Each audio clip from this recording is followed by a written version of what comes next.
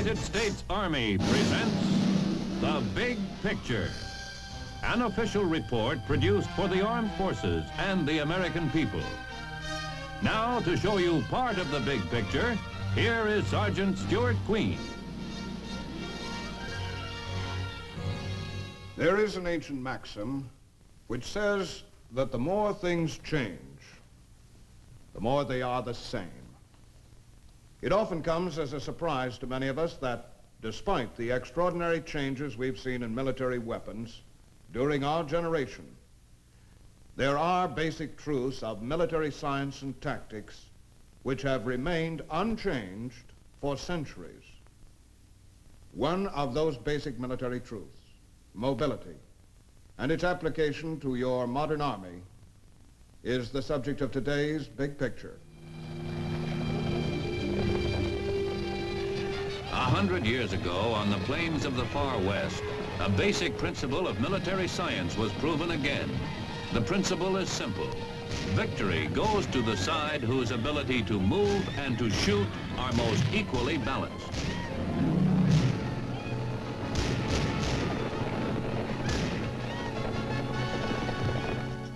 Before the First World War, the horse provided all the tactical mobility the Army needed. But then, the balance changed abruptly.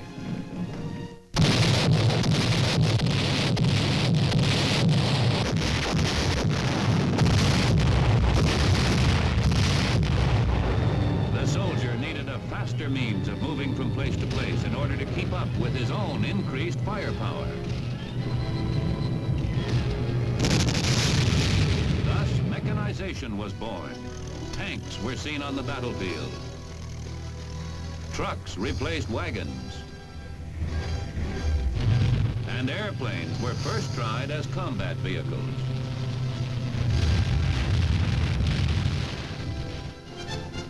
Between the two world wars, the Army was not quick to mechanize. There was no pressing need to. And the modernization of a fighting force was a costly business, even in the days when a dollar was worth a dollar.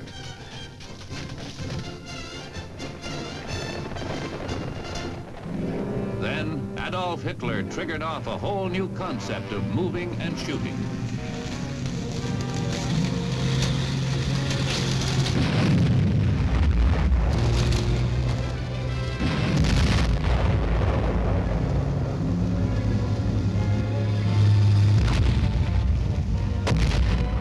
But it was really the same old story. He had found a better balance between firepower and mobility at a faster pace with a harder punch.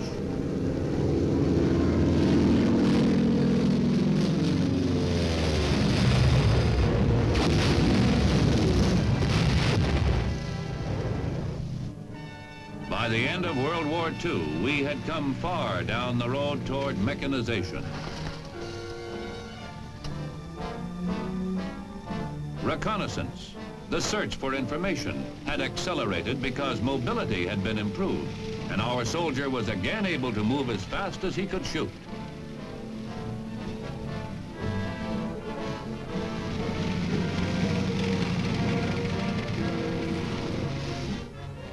The Army does a good job of moving on roads and highways, or even without them.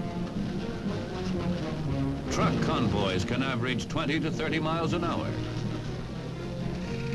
Tracked vehicles are almost as fast. But when this happens, 30 miles an hour may become 5 miles an hour or no miles an hour. In combat, there are many things beside traffic jams and detours that can slow down the flow of critically needed supplies. But take the most optimistic point of view, that we could keep our trucks rolling at 20 or 30 miles an hour in combat. Let's face it, the next war, if it comes, won't be a 20 or 30 mile an hour war.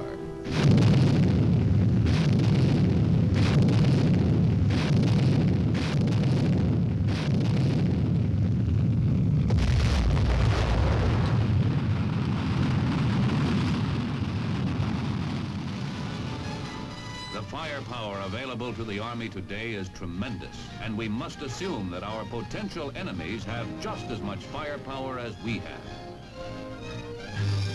We don't have to assume that they outnumber us. We know that they can put several well-trained men in the field for every one of ours.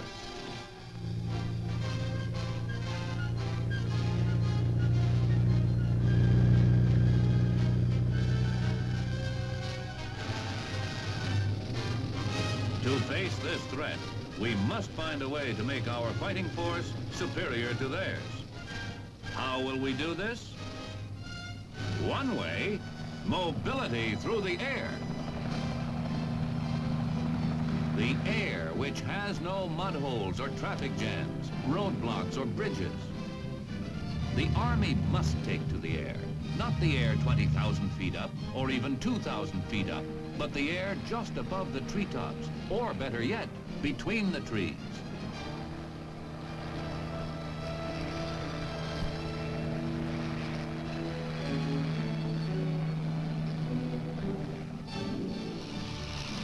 Army aviation has many different functions, but all of them are part of the land battle.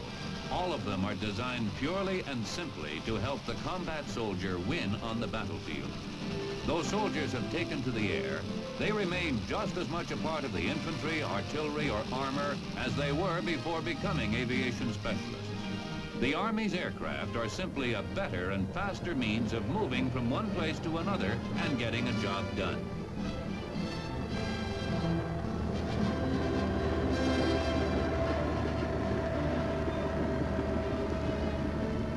Today's helicopter is not the ultimate all-purpose air vehicle that the Army is seeking, but it has many points in its favor. It can land in cramped quarters and maintain close contact with soldiers on the ground. The Army's larger helicopters are equally versatile. They are flown night and day to teach Army aviators the tactics and techniques for our airmobile future.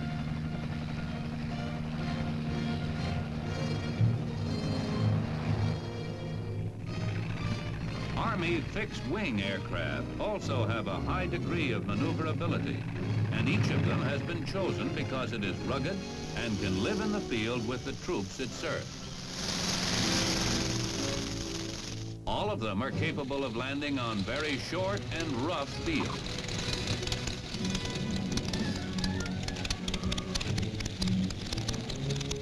They are designed to take off with a brief run over very steep barriers.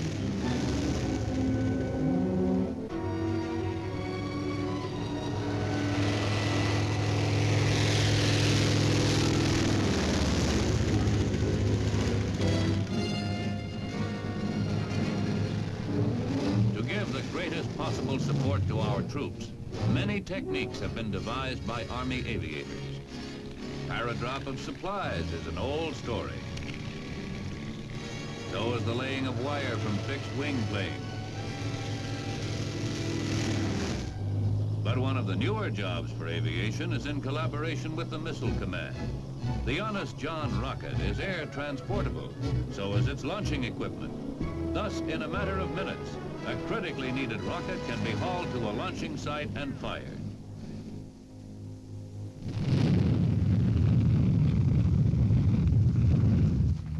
Army aviation is not a new way of fighting. It is just a faster and more efficient way of getting troops and their weapons to the scene of battle, and a faster and more efficient way to acquire tactical information for the ground commander. Let's see how an attack might be made on a hypothetical battlefield using the aircraft which the Army has today. First, we will go to a command post where the key officers of a division are being briefed. Now let's emphasize one more point here, gentlemen. Helicopters are arriving tomorrow at 0530 hours, the 18th. They'll land in the respective areas which we've already designated. Aircraft will be ready for loading immediately upon landing. Precisely at 5:30, the Choctaws fly in from the division's base airfield.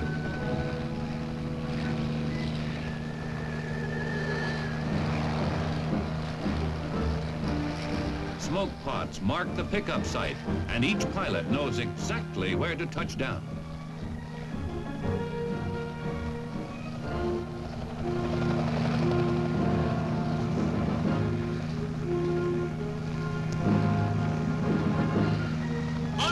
Fresh from a good night's sleep and a hot breakfast, our troops will arrive at their battle site 20 or 30 miles away with a full head of steam, not with their keen edge dulled by an exhausting march.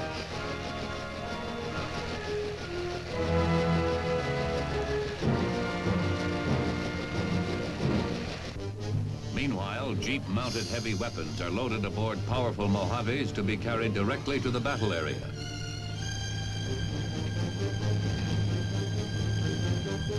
Choctaws are picking up their loads. They can easily carry a Jeep with a recoilless rifle.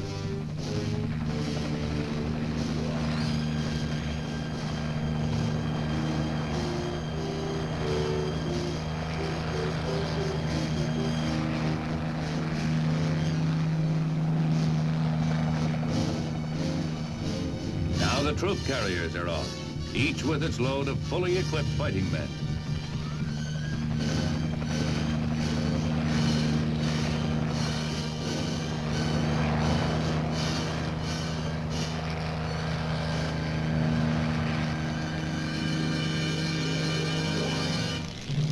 Over the attack objective, a forward observer is directing a continual barrage to soften up the enemy's resistance.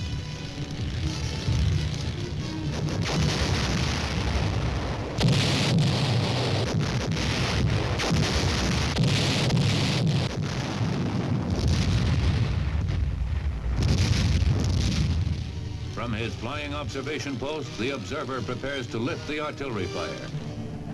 He sees a reconnaissance patrol armed with machine guns and rockets coming in right on schedule.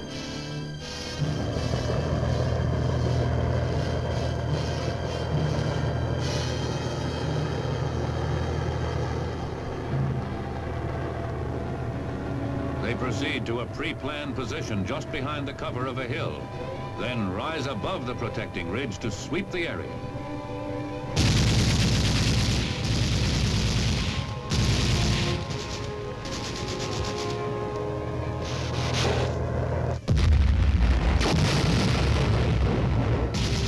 Shortly, the leader of this armed reconnaissance party calls the next turn. Armed Choctaws flying gun platforms come in to complete the softening up process with a barrage of rockets.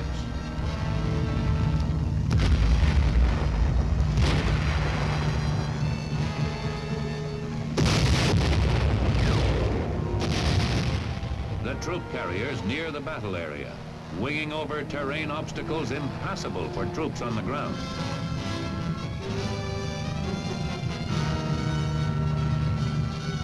The troops are ready, their tension mounting as the moment of combat approaches.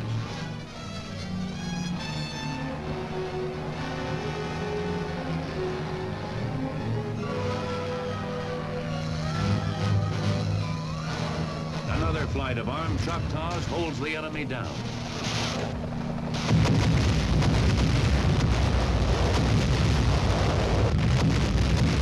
They give the first wave of helicopter-borne infantry a free and unchallenged minute or two to pile out and organize.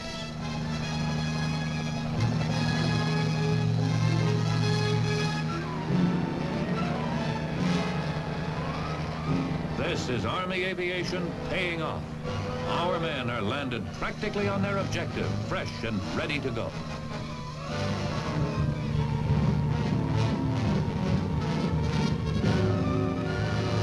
Their vehicles are set down beside them, equipped with weapons and with radios that will tie the attack together and give the battle commander a clear line back to higher headquarters.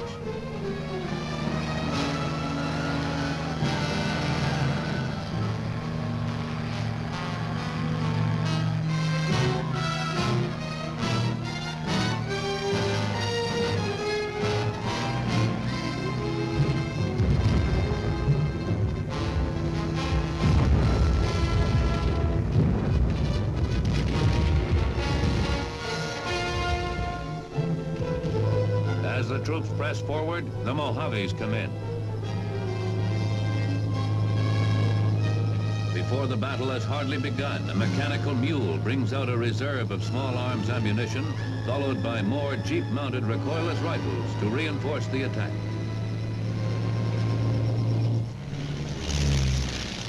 Flying over the area, a battle surveillance observer keeps tabs on the enemy.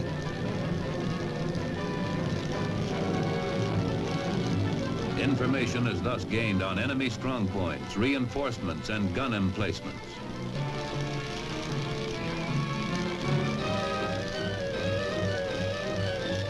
A running commentary on the course of battle is available to the ground commander, giving him an extra pair of all-seeing eyes. The troops push forward toward their initial objective.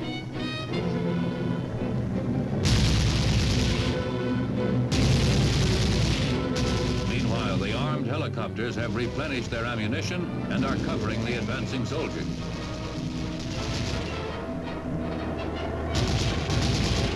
Our troops near their objective and set up fields of fire.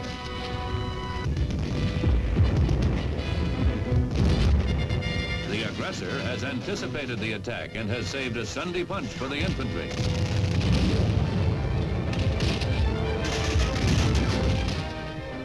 The battle commander quickly figures the odds. The attack must not stall. He has an ace in the hole and he uses it.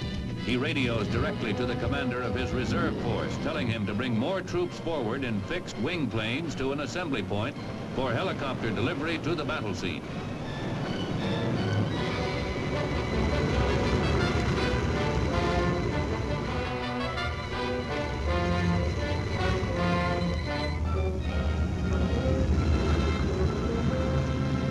This is the Otter, a plane that is designed to live with the infantry and to be as reliable as an aircraft can be. It carries 9 troops and all of their gear. Army aviators can bring them into places where the average pilot would not consider trying to land an aircraft of this size.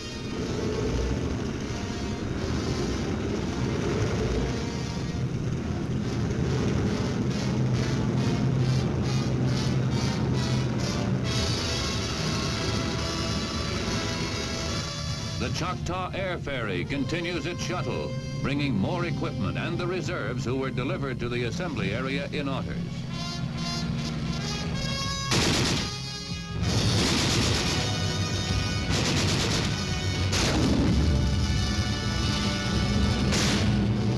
As the attack continues, our tanks break through and join the assault.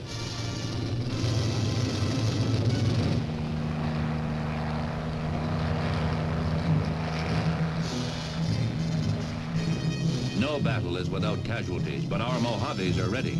Within minutes, our wounded will be in rear area hospitals receiving life-saving medical attention.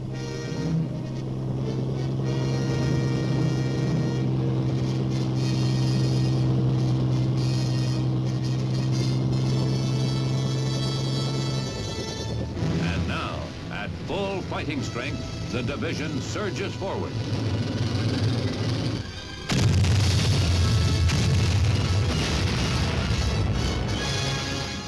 In the critical final attack, the flying soldiers still have an extra bonus of energy and will to win.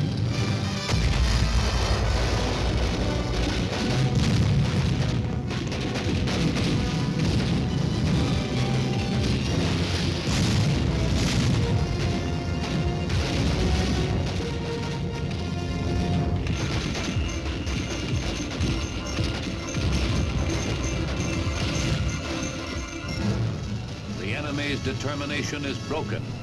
The victory is ours.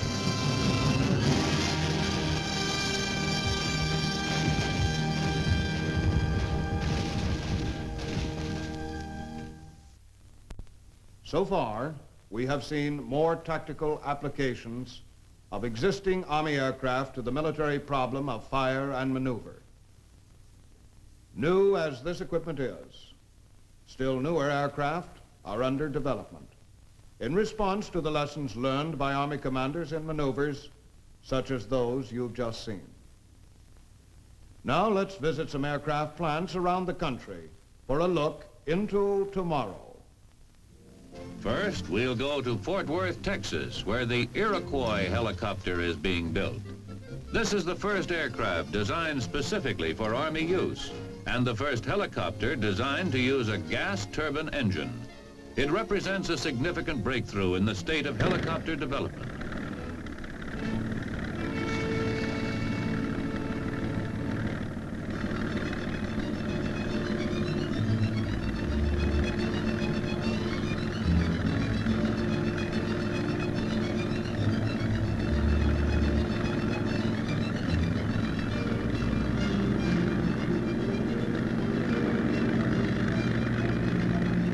With the Iroquois, mobility in the battlefield will be greatly improved, for it has been built as a many-purpose vehicle.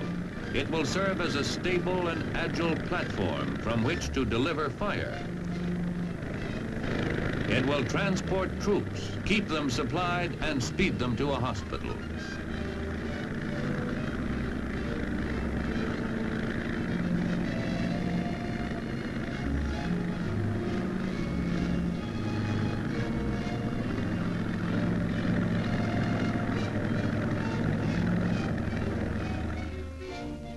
Here on Long Island is the Mohawk, a new airplane being built especially for Army observation, used to help the ground commander locate targets on the fast-moving battlefield of tomorrow. Unlike other Army aircraft, the Mohawk's pilot and engines have armor protection against enemy ground fire. Both the pilot and co-pilot have an excellent view of the ground beneath the Mohawk. This is an important feature for low-altitude, high-speed observation. Ejection seats will make it possible for the pilot and observer to get out of the plane safely in an emergency from the extremely low altitudes at which they will be flying.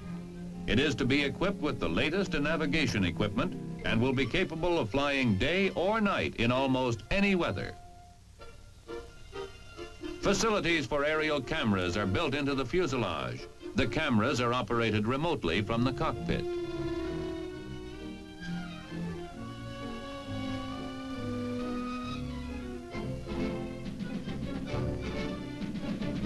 When pictures are taken, this outer panel opens and closes automatically.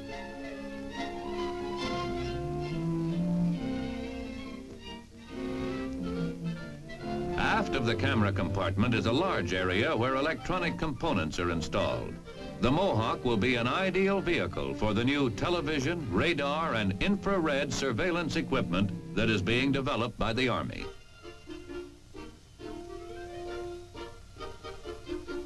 Perhaps the best feature of this relatively sophisticated Army aircraft is its ingenious arrangement of flaps and ailerons, which makes it possible to land and take off on short, unimproved strips. Here in Philadelphia is a vehicle which is in its first stage of development. It takes off as a helicopter, then tilts its wings and propellers forward and becomes a conventional airplane.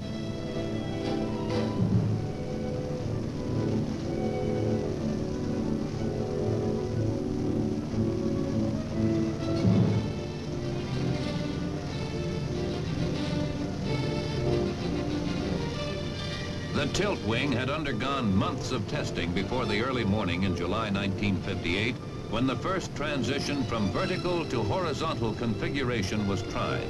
All indications pointed toward success, but it had never been done before. Aviation history was made that morning. The transition was perfect.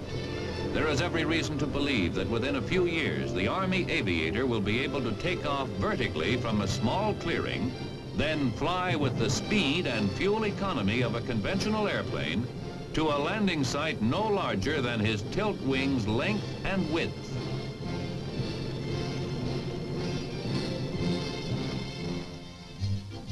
Next to Toronto, Canada, to see the first flying model of the Caribou.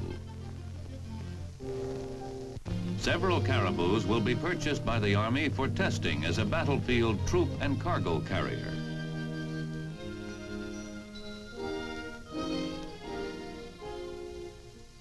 Let's watch with General Easterbrook as the Caribou is put through its paces.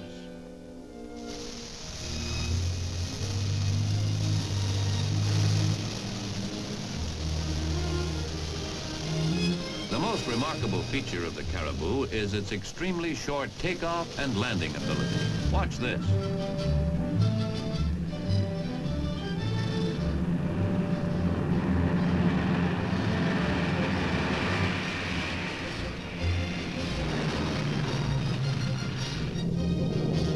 The Caribou will be capable of carrying 28 combat troops. With this load, it can fly close to 400 miles without refueling. Thus, as an air ferry, a single Caribou will be able to haul hundreds of men short distances without refueling.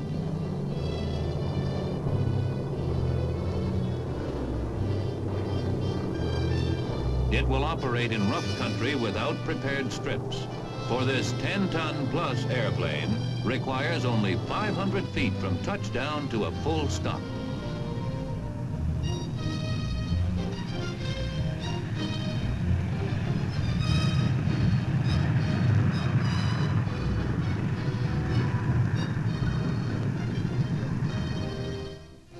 Here is the future of Army aviation.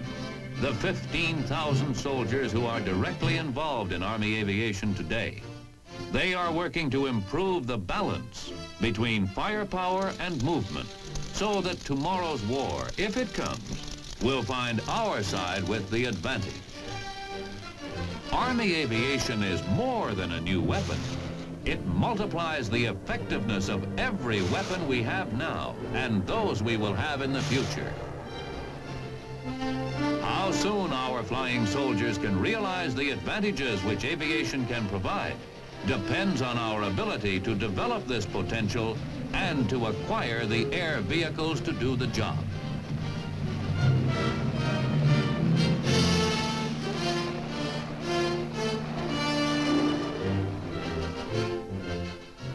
"25 years ago, the Army cavalry still relied on the horse for mobility, as had Genghis Khan centuries before. In World War II, the Army traded in its horses for tanks and developed powerful armored divisions and armored cavalry regiments to give it the mobility essential to victory. Following VJ Day, the helicopter began making its appearance in Army maneuvers, and by the time of the Korean War, was ready to provide Army commanders with the means of rapidly moving supplies over areas inaccessible to ground vehicles. It also proved invaluable in the rapid evacuation of wounded, directly from the battlefield to hospitals in the rear. Army aviation also served widely for reconnaissance and surveillance. In short, it had become an integral part of the combat scene. Success of the Army on a future battlefield will depend largely upon its ability to move swiftly and decisively. In this field, Army air vehicles will undoubtedly play a vital part. Now, this is Sergeant Stuart Queen, your host for The Big Picture.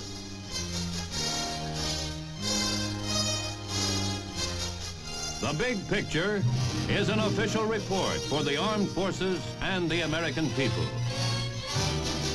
Produced by the Army Pictorial Center. Presented by the Department of the Army in cooperation with this station.